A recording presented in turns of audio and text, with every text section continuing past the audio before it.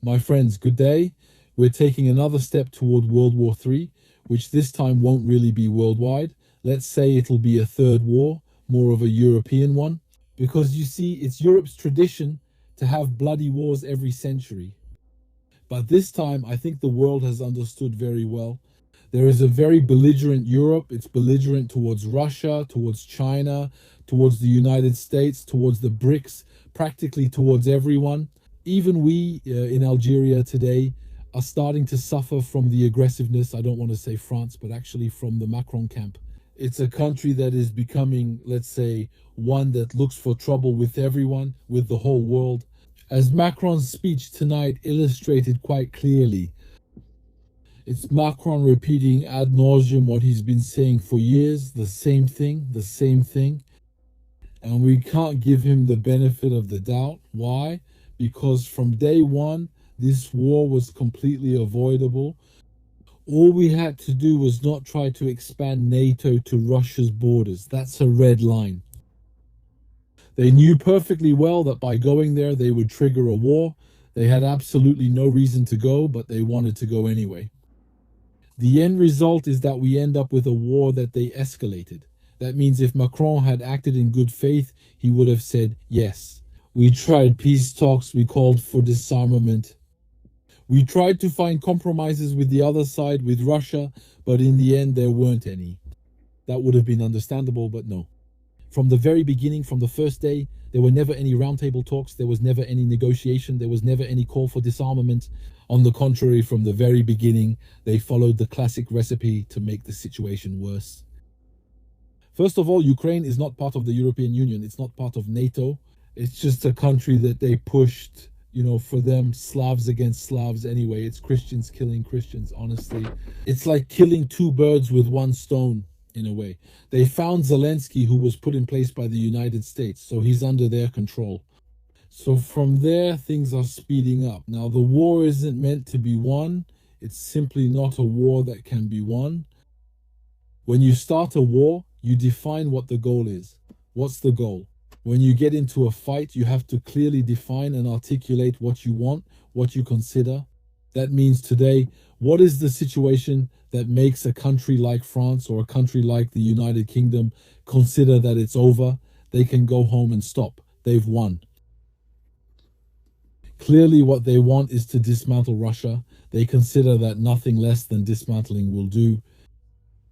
Russia, which for them would be considered a victory. However, Russia has something called the atomic bomb. It also has another thing, which is hypersonic missiles that it can send pretty much wherever it wants. So, if Russia at some point is attacked under several constraints and considers that its existence is threatened, well, we all go down together. There will be no Donbass, no Ukraine, no Paris, no London, nothing at all. Everyone goes down together. You see what I mean? And that's what they're pushing towards. But again, they're not pushing for this war in order to win it. They're pushing for this war in order to lose it. Why? Quite simply, if you look, we live the same reality in France, in the United Kingdom. I shouldn't have said France, I should have said the United Kingdom, but we live the same reality. We are countries. We are at war. Against whom? We are at war against our own elites. In fact, it's not us who declared war on them. It's them. It's these elites who declared war on us. They are destroying the country. That's why I told you I'm leaving the United Kingdom soon. I just need a few weeks to finish some documents, then I'll take my things and go. And maybe I'll come back one day to visit, maybe never. But I clearly realize that elites today want the destruction of their country. Why? I can't read their minds. But they want to destroy their country. So they're not fighting the war to win it. They're fighting it to lose. Why? Because as part of the destruction that's been unfolding for decades, if there's a war, it will simply speed things up. It means that instead of taking another 20 years to reach their goal, they can achieve it much faster with a war. Let's imagine Europe in total misery, people naked, in the cold, in the rain, eating rations sent by the Red Cross or the UN or others, and with no possibility of comfort, with no hope on the horizon until the end of time. Why? Because you have to understand one thing. Europe benefited from very particular circumstances. I'm talking especially about the Industrial Revolution. and it benefited from a time when there was still room in the world. Today, honestly, these countries have become so insignificant. France and the United Kingdom are so insignificant today. These are countries that produce nothing except talk, hateful talk, except for wokeism that they've adopted, except for empty speeches and grand principles that are stated but never followed. These countries no longer produce anything. They are outpaced on every level. So if these countries destroy themselves today, there's no possibility of coming back. I told you, I gave you an example. For example, France was on its knees in 1945 at the end of World War II, yes, but at the same time, if you went to Singapore, it was just Asian huts. If you went to Dubai, what was it? Dubai, it was a desert with a few camels, a few Bedouins running after each other. Okay, Saudi Arabia was the same, a few Bedouins there and nothing else. China, 1945, 1950, they were dying of hunger by the millions. China was like Somalia times 10. That means that all these countries, even the Latin periphery and all, I can't name them all, but you get what I mean.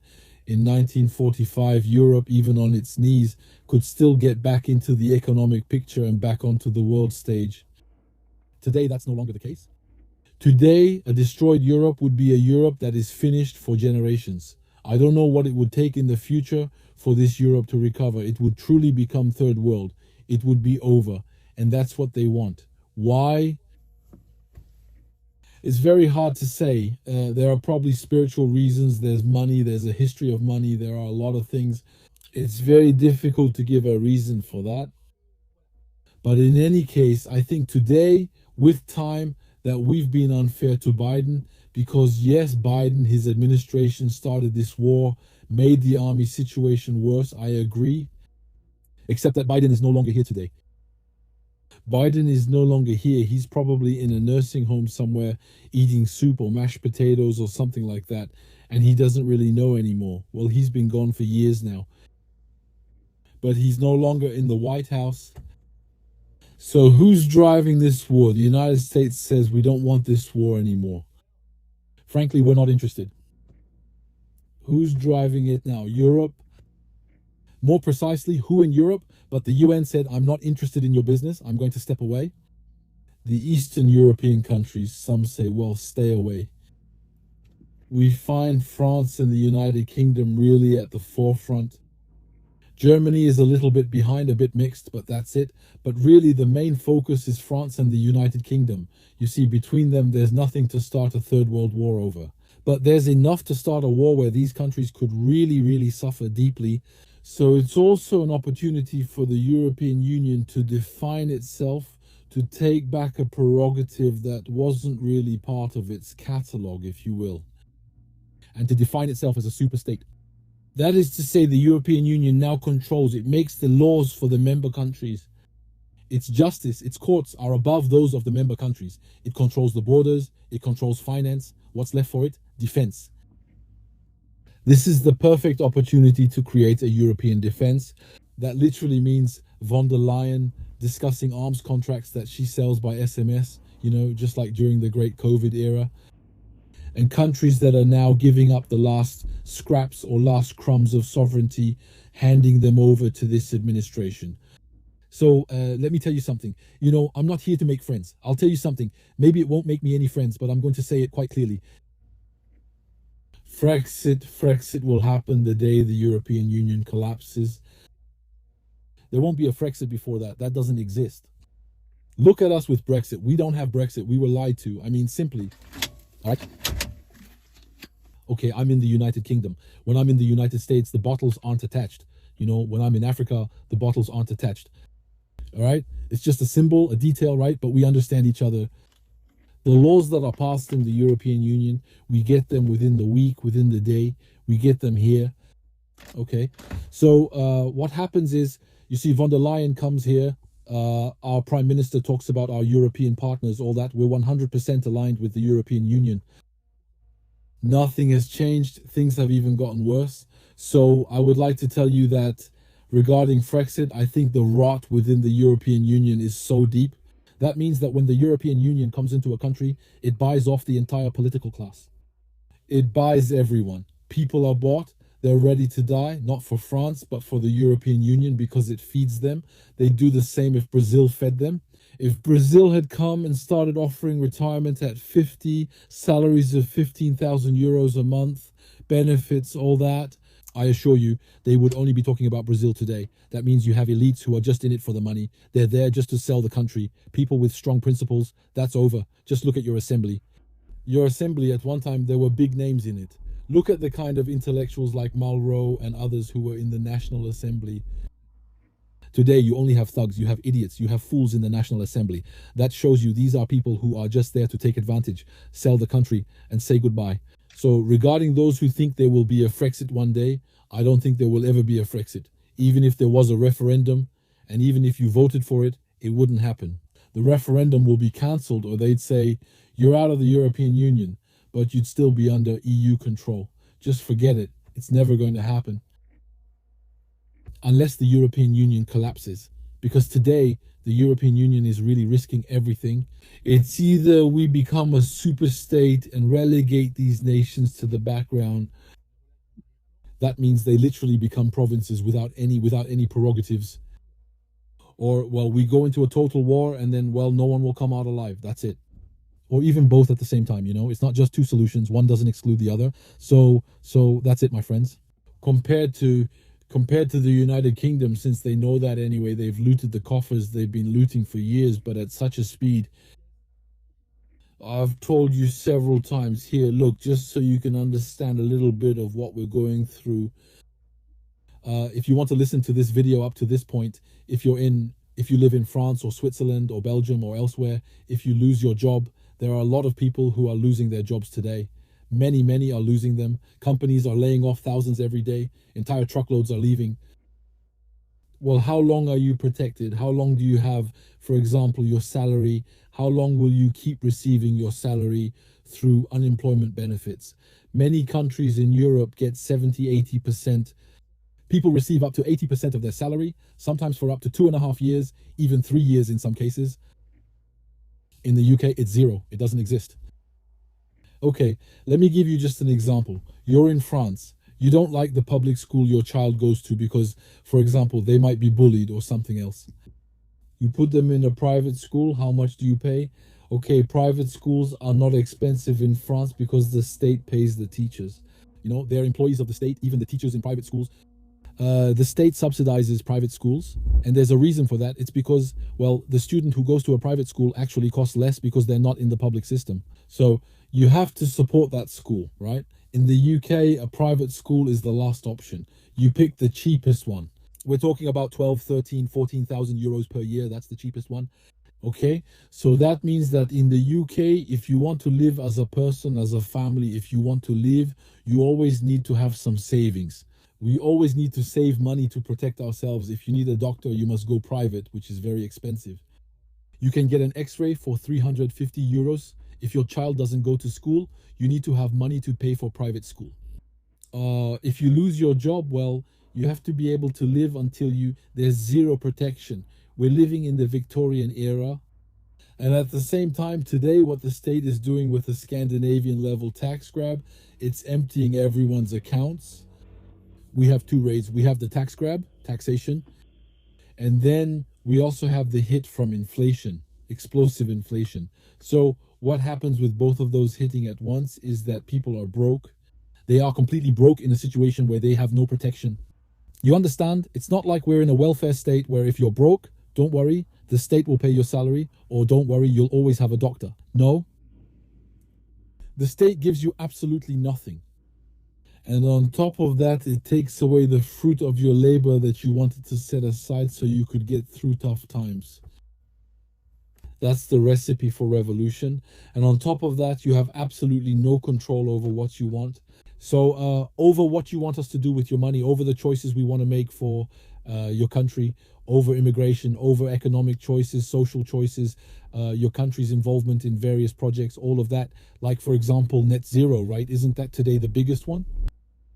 Ukraine is now seen more as a sacred or holy land for the United Kingdom, so we can't count on it.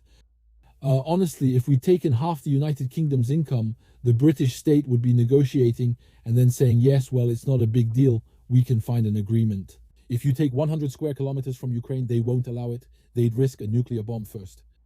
You do realize that it's just a pretext. You do realize that it's not serious. So, what they want is to start a war.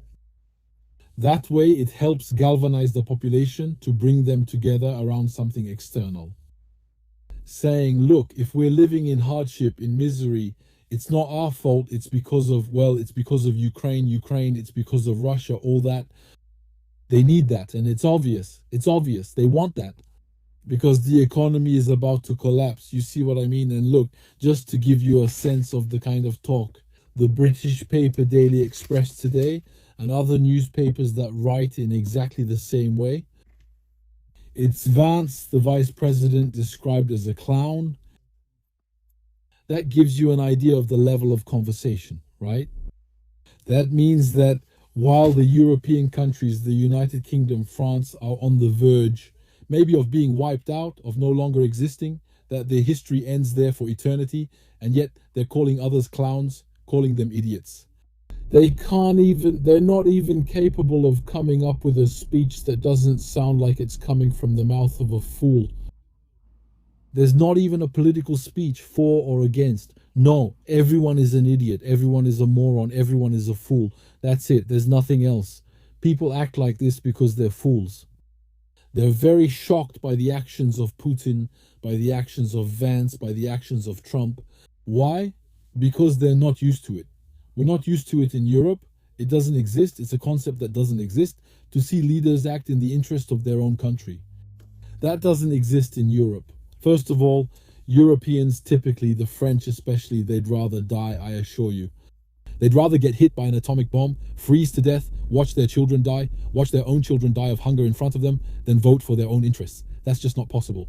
I think the French, the British, they've given up on their own interests. Look at the Germans. It's the same. They threatened to vote for the AfD. Me against us. I've never supported AfD. If the alternative for Germany had taken power, as I said on Twitter, I would have given them 10 or 15 days before they started discussing climate, inclusion, and similar issues. So I don't think so. I have no hope for that. But if you like, they threatened to vote for the AfD, and then suddenly they vote for, they're going to have a prime minister who spent 4 years at BlackRock, right? Right. They're going to have fun. They're going to get taken advantage of too. So there you go.